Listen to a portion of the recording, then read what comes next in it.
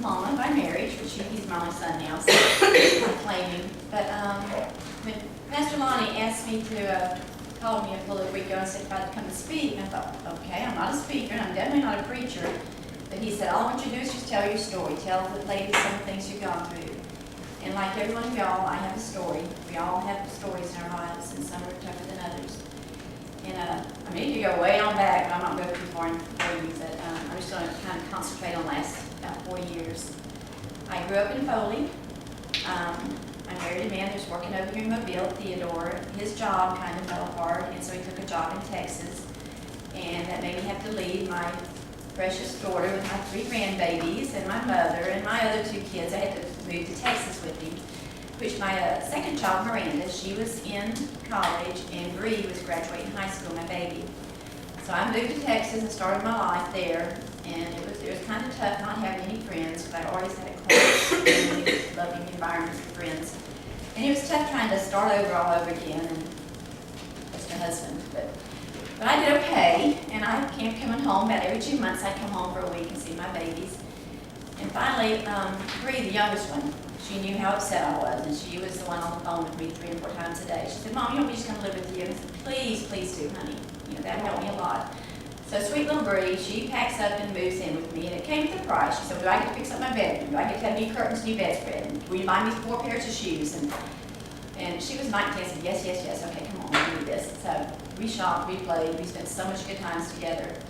And it really helped me being in Texas, having Bree with me. But I still ran home about every 2 months to see my boys and Chantel.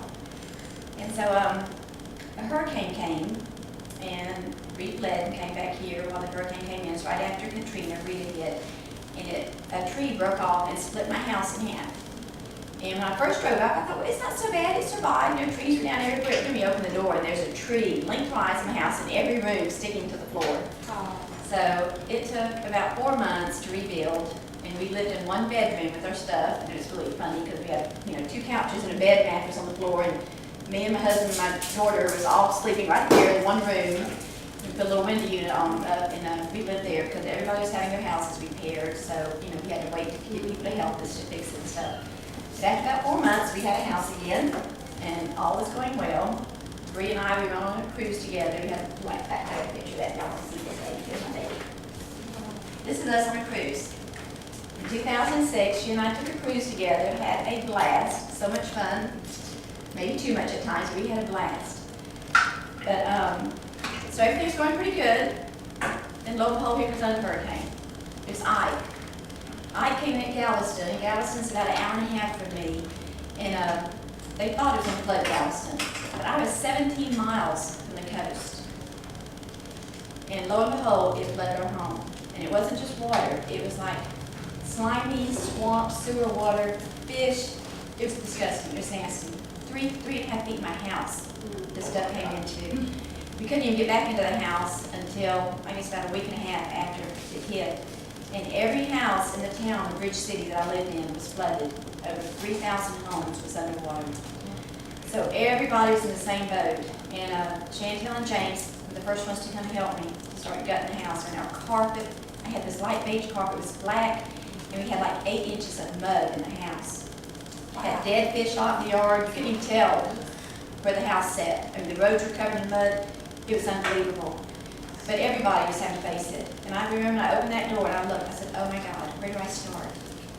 This is the worst thing that's ever happened to me. How can I, all my pictures, my videos of my baby's birth, my grandmother's antique sewing machine, things that I can't replace. And I thought, oh my God, how do I do this? But I knew everybody was in the same boat. And with family and friends, I got my relatives and people from here came to Texas and helped me rebuild my house. And I got a little FEMA trailer, and Bree, you can tell Bree's a bit of a foo-foo girl. She loves to clean nails and pretty hair. She said, Mom, I can't stay here and do this. I said, I know, baby, you don't have to stay here, because here we are living in a FEMA trailer, sleeping in the heat. So her girlfriend in New York City said, well, come stay with me for a month. And this is a girl that she grew up with in Daphne and was going to college in New York. And it scared me to death to send her to New York. I said, okay, you go, but you behave yourself, be careful. And by now she's 21. And I said, okay, now you're of age, you be careful, don't do anything crazy. And the whole time she was in New York, I was scared to death. I mean, I was on the phone with her, she called me when I called her. But she called me 3 and 4 times a day. Mama, this is Briana, and she'd take a picture and send it to me. Mama, this is what I'm doing, take a picture and send it to me. And she had a blast. And sure enough, she fell in love with New York. She, her and her girlfriend painted the apartment because Bree decided she was going to go back and live in New York with her girlfriend. She found a college she wanted to go to. And she thought, no, I've got to figure it out, Mom, this is what I want to do. And I said, well, we'll talk about it. And so a month later, she calls. She's coming, flying into Houston. I had to drive and pick her up. And it's about a 2-hour drive back. And she was so excited. She just talked nonstop. Tell me every little thing, what they're going to do. She found this school, especially school she wanted to do, fine art school. And I said, okay, you're going to have 50 grand along something, we can do this. And she said, well, what I'll do, Mom, she said, what if I go back to Daphne and work about 6 months, get my money saved up, and then go out there? Will you help me get out there? I said, well, sure, baby, we'll just get a little U-Haul, we'll do what you got to do, we'll get you out there. And so that night, we got the little FEMA trailer, and she looked at her dad, looked at this little bed, and was sleeping. She said, okay, Dad, you guys sleep on the couch, I'm sleeping with Mom. And so, he kind of growled a little bit, but he went along with it. And that night, she would not let me let go of her. She said, Mama, hold me. And I said, well, baby, it's hot in here. She said, Mama, just hold me. So I'd put my arm around her. About the time I'd go to sleep, I'd roll away. She'd grab me and put my arm back around her. She was, no, Mama, hold me. So I held her on. Don't get upset. I held her all night. And the next morning, I packed up her car with everything that I was able to, salvage from the flood. And I put her in a car and gave her big hugs and kisses, And I said, I always prayed traveling mercies over her when she traveled on the road, especially on interstates back and forth from Texas to Alabama. And so we prayed, and she got in the car, and I put my hand on the windshield, and I said, baby, if you get in a wreck on the way home, do you know where you're going to end up? And this is not uncommon for me to ask my girls, I'm very direct about it. And usually she goes, yes, Mom, but this time she stopped, and she looked in my eyes and put her hand on my door. She said, Mom, Jesus is in my heart. There's only one place I'll end up.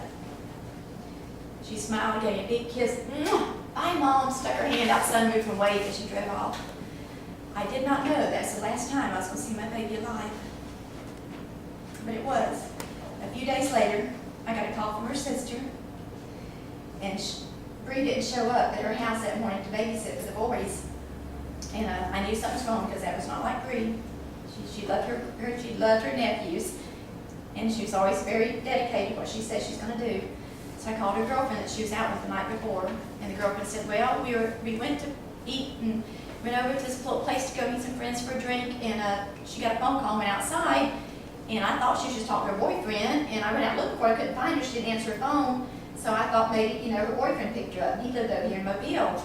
And so but the next morning, when she couldn't get on the phone, then she started worrying. And when I got to her, I said, go to the police station right now. I said, where's your car? And she said, well, the car is still at the Bay House Pub. I don't know if y'all know where that is. Across the bay, a little local Bay House Pub that everybody goes to, everybody knows. And she had stepped outside to use the phone because she couldn't hear when the phone rang. And so the girl just thought she was with her boyfriend, but then we all knew something was wrong. I jumped in the car in Texas. Me and my husband threw some stuff in the car and headed home. All the way home, I was scared to death, crying, praying, called my pastor. He prayed with me on the phone. We came straight to where her car was. It was still sitting at the Bay House Pub unlocked. I came up, put my hand on the car, and I knew at that moment my baby was dead and she was close. Then from there, we went straight to the police department. They still couldn't do anything because it hadn't been 48 hours since she was missing and she was of age. So a couple of days passed, but that night we put flyers out everywhere, we combed it, and we put flyers everywhere. And then the next day, the family, we put together a search party and just going on the internet and calling. We had a couple hundred people show up to search for her, and we got at the Bay House Pub where her car still sat and set out to look for her. And the search and rescue team over in Pensacola, Chantel got in touch with them. And they came, and it was great. They set up little grids and said, okay, this team goes here, this team goes here, and set us up probably about a 2-mile radius to look for her.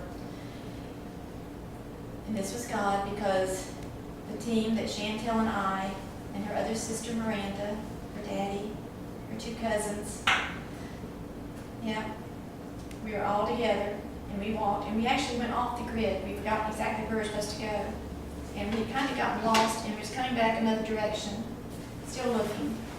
And all of a sudden there's a scream at the front of the line. Then we knew what it was. It was my baby's little naked body laying in a ditch. The man had abducted her that night. He raped her, he sodomized her, he beat her, and he strangled her. And threw her little body in a deep ditch. It was pouring down rain the night that happened, and he thought that she would wash out into Alligator Alley because he used to work at the sewer plant there. He knew how that system worked.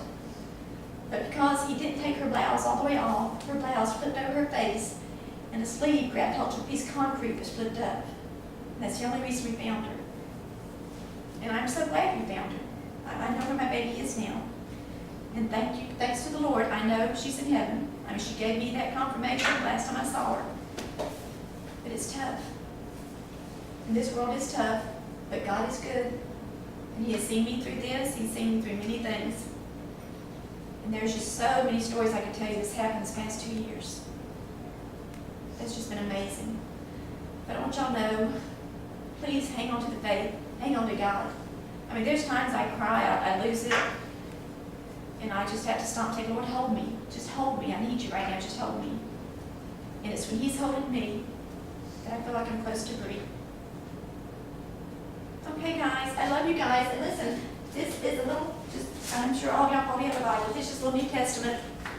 And inside it, I put our little card. Briana Bond, her sisters, and James came up with this web page. Is actually a website for Bree. And it's to get awareness out to people. It has my testimony in church in it. It has Bree ice skating at the Rockefeller Center 1 week before she was murdered. It's in there. So y'all please take a little Bible. And every time you open it, please remember me and say a prayer for our family. Because as you see, it still hurts very bad. Bree was our sunshine. So thank you guys. Can I ask a question? Yes, baby. Did you ever get a chance to confront the gentleman? Yes, we did. We went through the trial back in December. I'm sure some of y'all probably saw it on television. Going through the death of her, I was like in a state of, I don't remember much of what happened during that time. And I have to say the trial was actually worse than losing her. Having to sit in that courtroom and listen to this man, hear what he did to my baby. I mean, some of the stuff I did not even know till the trial. But there was hours and hours of conversation whenever he was in prison that he talked to other people and said things. And it was awful. And Chaplain Dickey was with me. It's the state trooper chaplain the whole time. And a lot of times I couldn't stay in the courtroom. They'd take me out because I get so upset. I couldn't breathe. I hyperventilate. I was throwing up blood. I was a mess. And the chaplain on the next to last day of the trial, he said, Sylinda, you know you've got to forgive him. And I said, Chaplain, I don't know if I can. This man did this to my baby, my heart. And he's not even sorry. He's never even asked me to forgive him. How do you give someone when they're not sorry? And Chaplain said, I don't know either, but you're going to have to because it's going to eat your life. That hatred in you is just going to keep you from being able to live and be happy. You're going to have to let go of it. You're going to have to forgive him. And I thought, Lord, I can't do this. Lord, I can't do this. He's going to have to ask me for forgiveness. How can I do this? And all through the trial, this man sat just hard and stone cold, staring forward. And that last day, when they found him guilty, very quickly, I might add, the judge asked me if I wanted to talk or say anything, want to confront him. And Miranda, my middle child, she said, Mama, is it okay if I speak? I said, sure, babe, this is your chance to, say what you got to say. So she got on the stand and she started talking and started crying. It just broke everybody's heart when she started talking because she said, how could you take not only a beautiful young woman out of this world, but my only baby sister, you know, my mom and dad's baby, the nieces and nephews I'll never have. And she said, if I live 100 years, I can never be the person that my little sister was. And at that time, that man finally dropped his head and tears started pouring out his eyes. And so after she got off the stand, he asked if he could speak, and the judge asked us, I said, okay, so he said yes. When he got up on the stand, he looked at us, and his family was sitting on the back row. He apologized. He said, I'm so sorry for what I've done and the pain I've caused. He said, I'm sorry to my family. I'm sorry to Bree's family. He said, but especially to her mama, I'm so sorry that I've done this to you. And at that moment, it was like a huge weight was just pulled right off of me. God released me. He let me let go of it. And now I pray for that man. I feel sorry for him because I know Satan runs rampant in this world. Satan's out there to kill, steal, and destroy everybody and everything he can. And he got a hold of that man that night. And he got a hold of Bree through that man. But Satan didn't have the last word, because that last second that Bree was alive, Jesus came in and stepped in and said, now she's mine. So my baby's in heaven, waiting on me, and it just makes heaven look that much greater. So good luck, ladies, and whatever your trials are, whatever you're facing. I pray you'll get through it strong and ready to fight. That's it.